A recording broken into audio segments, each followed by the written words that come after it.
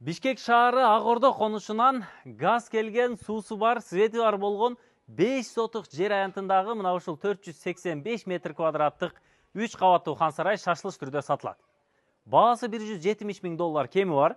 Ак Жол көчөсү 3/202 дарегинде жайгашкан. Тагыраагы Бишкек шаары Акунбаев көчөсүнүн бүтүшүнө Tagay бийге чейин келип, Tagay бийден Тоону көздөй бурулуп эле оң тараптан 3-поворот Ак Жол көчөсүнө киресиздер. Батыш тарабыбыз Көкжайык көчөсү туугандар. Бул тарабы Tagay бий көчөсү. Tagay бий көчөсүндө 200 метр өйдө тарапта 102 мектеп дагы жаңы салынган, ачылган учурда иштеп жатат. Мына ушул Ак Жол көчөсүндө 5 сотук 25ге 20 размериндеги жер аянтына салынган ушул 17/11 болгон 3 кабаттуу үй шашылыш түрдө сатылат. Баасын уктуңуздар, кызыл китеби бар, бүт бардык юридикалык жактан таза. Жана үйдүн узуну 17 метр, туурасы 11 метр, долбоордун проекттин негизинде салынган. Кызыл китебин атыңыздарга өткөрөт, жана долбоор проектси менен колуңуздарга кошо тапшырат. Бизден алыстабаңыздар, кененирээк көрсөтүп берели. Өтө укмуштуудай салынган проект. Билиңиздер туугандар, Ак Жол көчөсү 3/202 дарегинде мына 5 сотук жер аянты туурасынан 20 метр, узунунан 25 метр туура 4 чарчы формада. Сол тарабында 2 бөлмөлүү временка бар. Бүт жашоо шарты менен көчүп кирип жашай бересиздер үйдү бүтүргөнгө чейин. Газ трубалары тартылган.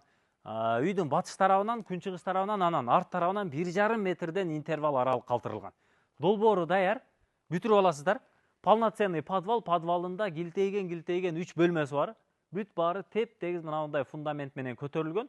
Подвалынын бийиктиги дагы 3 метр, биринчи, экинчи кабаттын бийиктиги бардыгы 3,5 метрден ташкентский стилде салынган үй. Бул тарабынан мына негизги кире бериш код мына бул жерден болот. Лесенциясын өзүңүздөр тургузасыздар.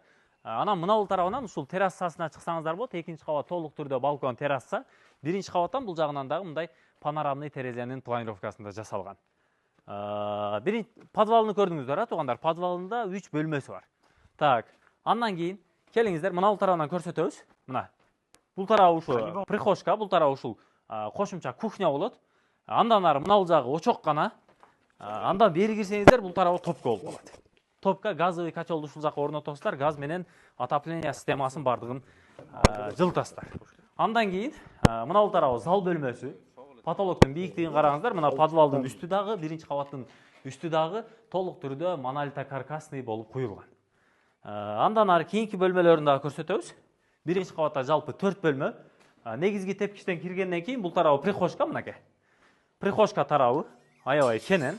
Тепкичтен чыккандан кийин анан мына бул жагы бул тарабынан гардеробный болот, жанакы шкафтарды орнотосуздар. Подвалдан чыккан тепкичтин орду экинчи кабатка дагы дал мына ушул жерден көтөрүлөт. Оң тарапта общий санузел бөлмөсү бар, биринчи кабаттагы. Андан бери маңдайына келсеңиздер, бул жагы дагы бир спальный бөлмө. Эми детский кылып койсоңуздар болот. Чоң-чоң терезелердин орду калтырылган. Бүт бардыгы мындай монолитокаркасный болуп, тумбалар, сейсмопоюздар бүт бардыгы көтөрүлгөн. Так, андан бери мына бул жагы зал бөлмөсү. Мынакей, зал бөлмөсү. Бул зал бөлмөсү дагы аябай кенен. Ушул биринчи кабатта 4 бөлмө жалпысынан, анан экинчи кабатта дагы 4 бөлмө.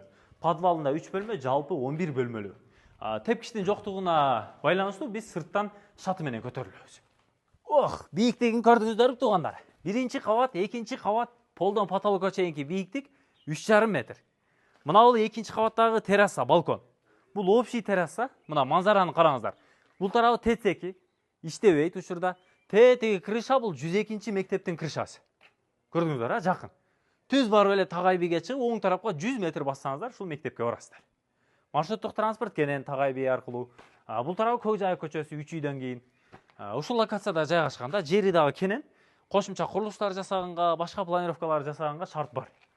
Жалпысынан ушундай. Кана кирип бир катар көрсөтүп берейли. Үстү металлочерепица менен жабылган, жыгачтар ширетилип ташталган, бүтүн тумба колонналар көтөрүлүп, сейсмопоюздар бардыгы коюлган. Тепкичтен чыкканда оң тараптагы бөлмө детский. Бир катар көрүп койсоңуздар болот. Бул жагы ушул детский бөлмөсү. Чоң-чоң терезелери бардыгы калтырылган. Андан бери мына бул экинчи бөлмө. Көрүңүздөр. Экинчи спальный бөлмөсү. Мына бул болсо 3-чү спальный бөлмөсү. Жалпы биринчи, экинчи кабаттагы 7-чи бөлмө болуп калат. Андан бери мына тепкичтен чыкканда сол тарапта общий санузел жайгашкан. Көрүп койсоңуздар болот. Общий санузел бөлмөсү. Биринчи кабатта 1 санузел, экинчи кабатта 2 санузел бар. Эң негизги бөлмө ата-энелер уктоочу родительский спальный бөлмө мына. Килтейген чоң панорамный терезелери менен Бөлмөсү дагы кенен, полдон потолокко чейинки аралык дагы бийик. Бул тарапта өзүнүн террасасы дагы жайгашкан. Анан мына бул жагы гардеробный, анан санузел. Мынакей гардеробный. Бул тарабынан, анан мына бул тарабынан шкафтарды орнотосуздар. Кыскасы өзүңүздөр дизайнерский проект менен бүтүрөсүздөр. Бул тарабы ушул родительский спальный бөлмөсү. Ушундай. Ушул үйдүн баасыны 170 миң бир аз түшүп берем дейт.